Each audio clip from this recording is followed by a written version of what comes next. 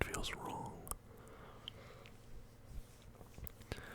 But before we get into our predictions, I want to talk about the trade deadline a little bit that's come and gone.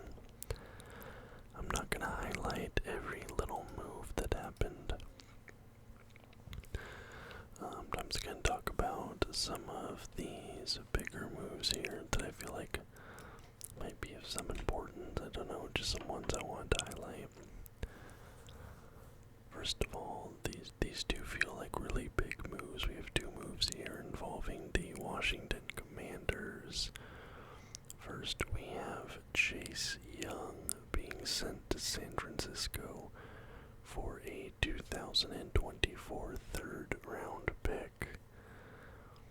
Now, Chase Young, he was either first or second overall. I want to say first overall, but maybe he was second overall just a few drafts ago. Super high expectations on him, and when he's healthy, he has looked good. He's just had some injury issues, and sometimes he's accused of sort of freewheeling on defense and like kind of hunting sacks and things at the detriment of the defensive scheme. You'll have to hope that, maybe in San Francisco, in their defensive system, maybe he'll be a little bit more disciplined, perform a little bit better. But I do know that a lot of San Francisco fans dislike the current defensive coordinator there in San Francisco, so I guess we'll see. But Chase Young did play in college with Nick Bosa at Ohio State, so that's something. Those guys might already have some chemistry, and the Niners are coming off their third straight loss, shoring up their defense a little bit there as they make a push here in the second half of the season. Chase Young so far this year has 12 solo tackles and 5 sacks. The Commanders also sent Montez Sweat to the Chicago Bears for 2024 second round pick. This one, honestly, these both kind of shocked me a little bit. Now with Chase Young, it was a little bit less shocking because I know he needs a new deal. He's on the last year of his contract right now. So they either need to sign him or they can franchise tag him at $25 million. Now, $25 million for Chase Young isn't bad. But when you're a team in the position the Commanders are in and they basically have needs everywhere, like they basically need to completely build up that team. I don't know if it's the right move to give a guy like Chase Young that much money on term. 25 mil doesn't really make sense. And Sweat's 27 years old. So as good as Sweat is, I can see getting rid of him for similar reasons, but Sweat has had 21 solo tackles this season and 6.5 sacks, but it just feels like kind of a weird move for the Bears. Like this, I don't know, maybe they're thinking of keeping him long term, but I don't know, the Commanders, they get a second and a third round pick out of this, which kind of feels like an underpayment. But I think they've been shopping, they've at least been shopping Chase Young, like basically all season long, so who knows, maybe that's the best they were able to get for him. And what's interesting is San Francisco's now gotten Trent Williams and Chase Young from Washington for a total of 2 third-round picks. That's rough. Then the Packers traded corner Rasul Douglas to the Bills for a third-round pick. Rasul Douglas is 28 years old.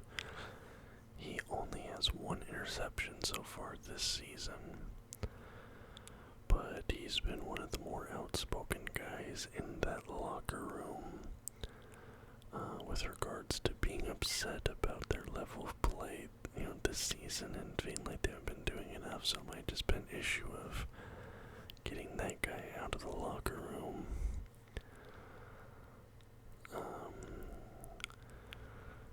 Then this one. The Lions, the Browns trade wide receiver Donovan Peoples-Jones to the Detroit Lions for a 6th round pick. Donovan Peoples-Jones hasn't done too much with the Browns this season. He only has 8 catches, 97 yards, 0 touchdowns. But to think in that Detroit system, they probably see something in that guy there. He's only 24 years old, so he's still young. For this Detroit team, just adding depth here in this part of the latter half year of the season, adding another potential offensive weapon. And then we have the Vikings with 2 trades. The first one is kind of a head scratcher for me. The Vikings trade offensive lineman Ezra Cleveland for a 2024 6th round pick.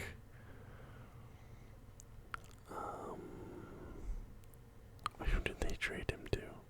I completely forgot to write down who they traded him to. Hold on. That's so funny.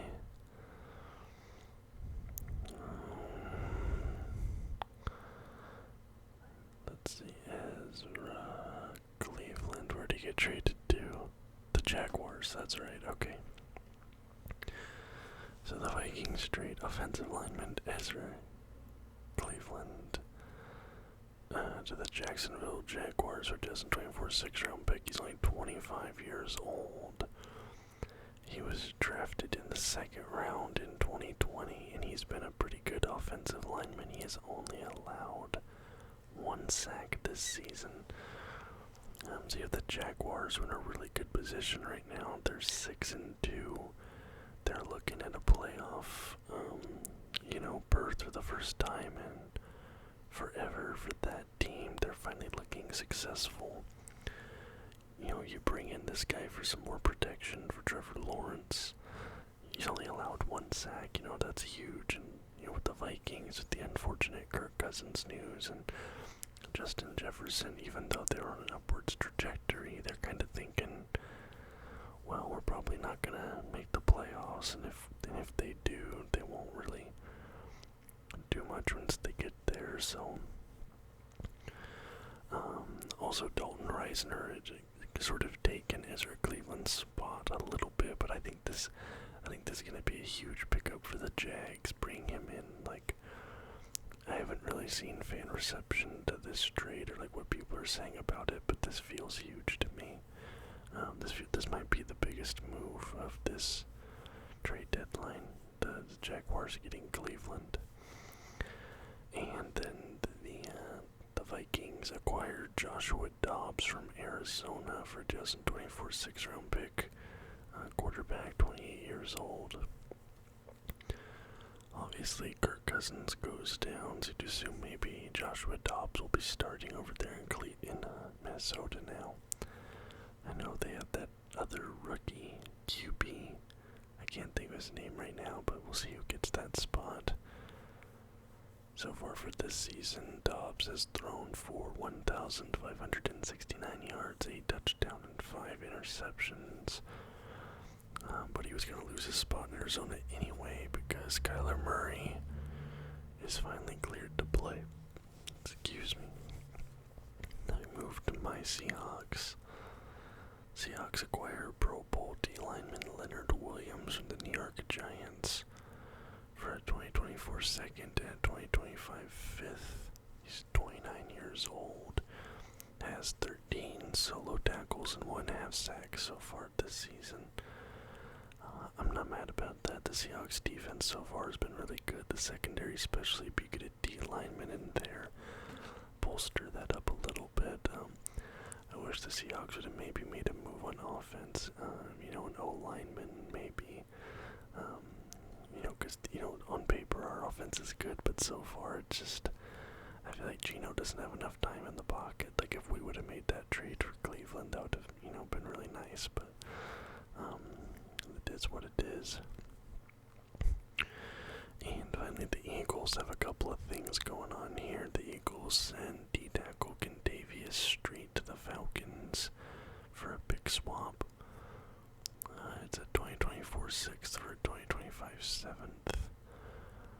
So far, Contavious Street has 2 solo tackles and 0 sacks, so not a huge pickup for the Falcons. Kind of just moving a guy around. I'm not too sure about that deal. But then the big move for the Eagles, they acquire safety Kevin Beard, 2-time All-Pro and Pro Bowler. Going the other way is Terrell Edmonds and 2 picks, a 5th round and a 6th round pick. And I forgot who was Baird playing for. I want to say, let's see, Kevin Beard. He was playing for the Titans. That's right, he was playing for the Titans. And, going into this trade deadline, the Eagles had the 18th best pass defense in the league. So, their D-line, their rush is good, but their secondary is 18th in the league, so I think maybe adding Beard back there might help improve that a little bit. But yeah, so those were the deals I wanted to highlight. Let's go now to predictions.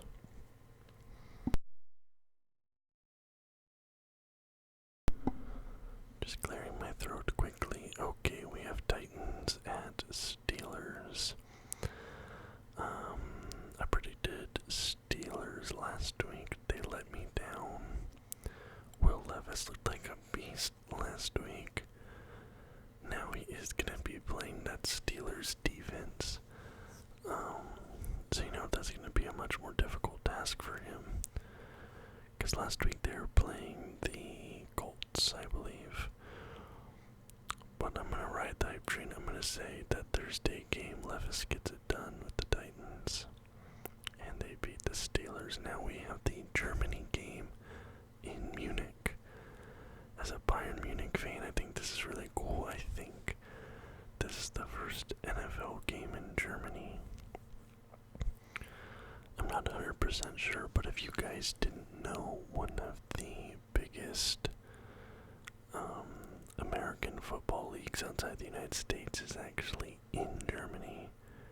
I think it might actually be the second largest American football league in the world is in Germany. And I imagine a lot of those players will probably be at this game. It is called the German Football League, the GFL. It's been in operation since 1979. There it is there. There's 16 teams. The New Yorker Lions have the most titles, which are from Braunschweig, Germany. But yeah, is there a team in Munich? There has to be, right? There's 2 in Berlin.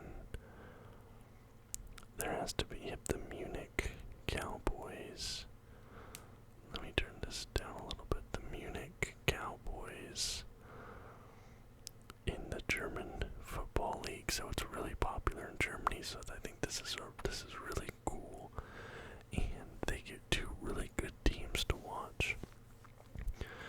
The Dolphins coming off a win, the Chiefs coming off a little bit of an embarrassing loss to the Broncos. Not a little bit, an embarrassing loss to the Broncos. I'm going to say the Chiefs bounce back and get a win here in Germany. I haven't looked at the predictions yet. I feel like it's probably in favor of the Dolphins. I don't know, but I'm going to pick the Chiefs. Bills coming off a mini bye versus the Bengals. Bengals had a really gutsy win over the Niners last week. And Bills. Who did the Bills play last week? Was it it wasn't the Giants.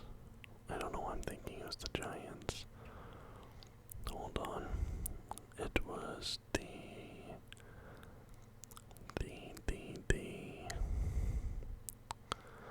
I know I'll find it. I have to go in my score app here.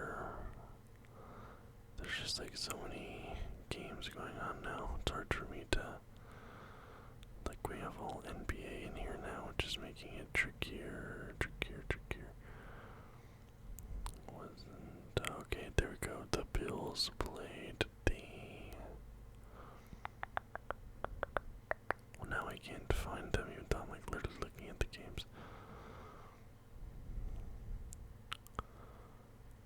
You know, it's really stupid of me. I can just do this.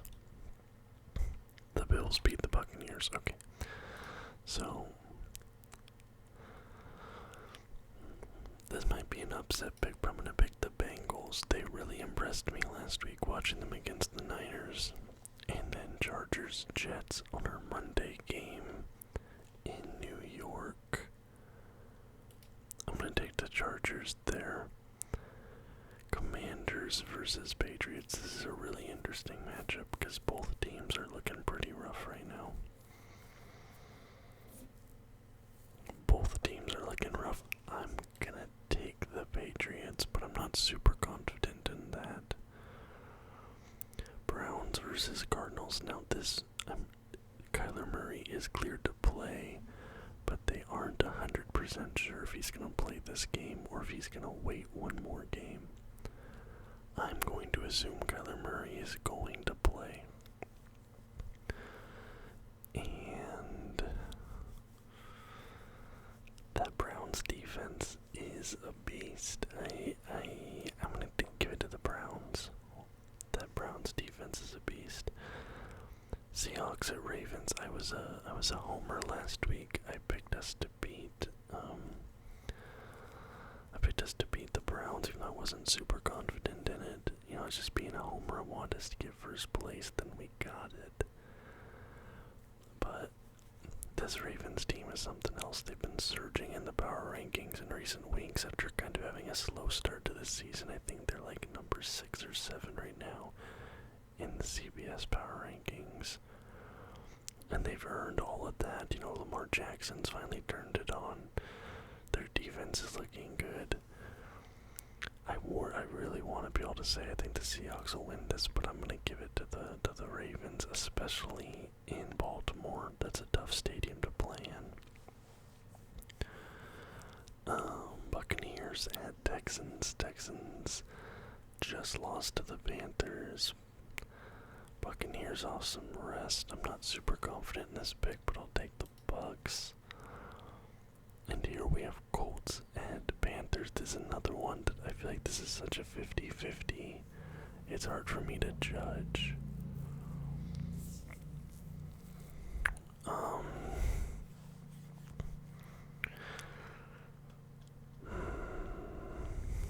I picked the Colts last week. They let me down.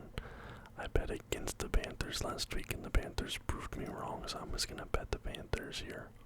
I'm gonna pick the Panthers and see. Maybe they'll keep it rolling. Giants at Raiders now. Let me check real quick on Daniel Jones, because they were saying he might be cleared to play. Now I don't know if that's a good thing or not. Daniel Jones.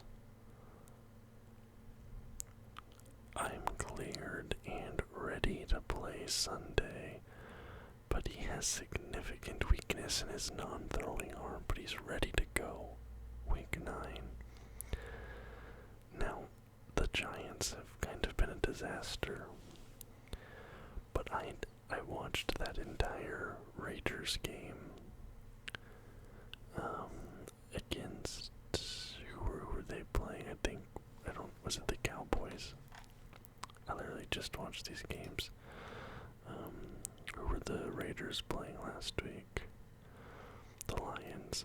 And yes, the Lions. The Lions defense is very good, but that offensive line was so bad.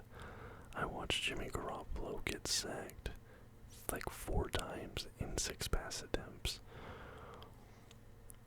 So I can't in all good consciousness say the Raiders are gonna win it, even if I think like marginally they are probably better. I'm gonna give it to the Giants. NFC NFC, Vikings at Falcons. I mean, dude, Kirk's out. JJ's out. They're bringing in Dobbs. Like, the Falcons aren't great, but I feel like that, like, the team morale in Minnesota is going to be totally shattered.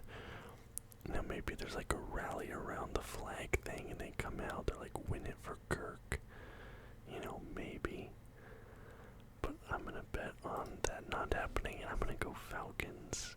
It's just, I don't know. I don't know what this Vikings team is going to look like with a backup QB in there.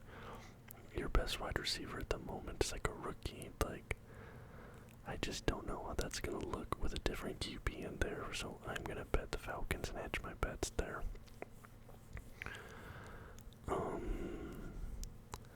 Bears at Saints.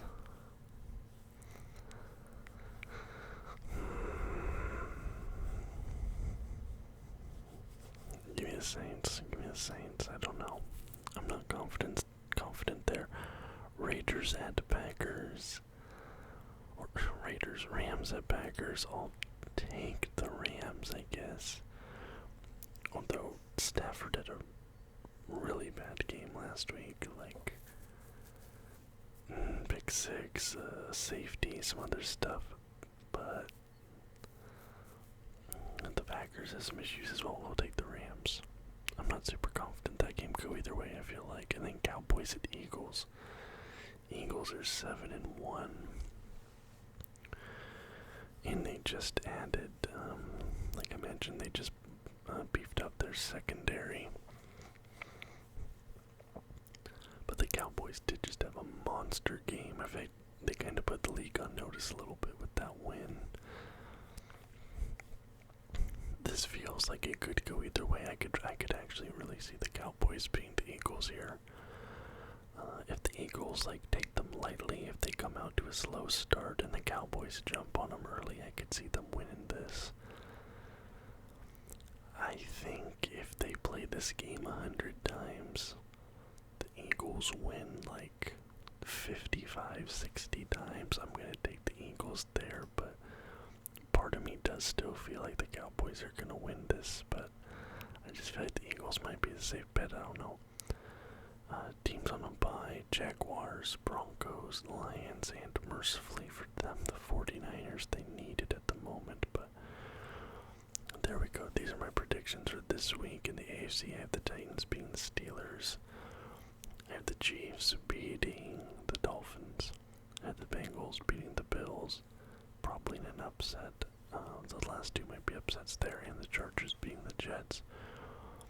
In our interconference games, I have the Patriots beating the Commanders, the Browns beating the Cardinals, the Ravens beating my Seahawks, the Buccaneers beating the Saints, the Texans, the Jaguars beating the Colts, and the Giants potentially upsetting the Raiders. I'm not sure what the favorite is there.